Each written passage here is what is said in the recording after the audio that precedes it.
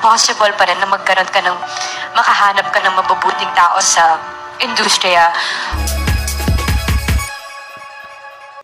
Kathryn Bernardo, emotional nga po na nagsalita sa contract signing ng ABS-CBN, no? At talagang hindi niya po napigilang umiyak patungkol na rin sa pinagsamahan nila ni Daniel Padilla. And before tayo magpatuloy mga kaibigan, please don't forget to like and subscribe and always hit the notification bell. Maraming salamat po sa inyong lahat.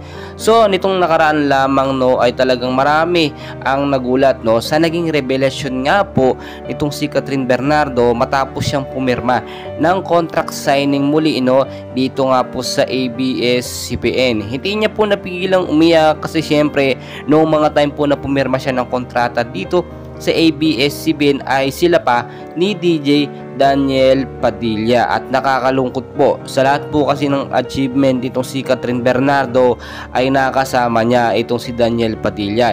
Ilang years po sila, 11 years, no, halos ganoon din po ang pinagsamahan nila sa ABS-CBN. At sa muli nga po niyang pagpirma ng kontrata sa ABS ay wala na itong si Daniel Padilla. Lubos po siya nagpapasalamat, no, sa mga kaibigan, sa mga taga-suporta po na patuloy na naghihintay, no, at talagang sumusuporta kay Kathryn sa ups and down ng kanyang buhay. And well, patuloy ko kayong update. Maraming salamat po mga kaibigan.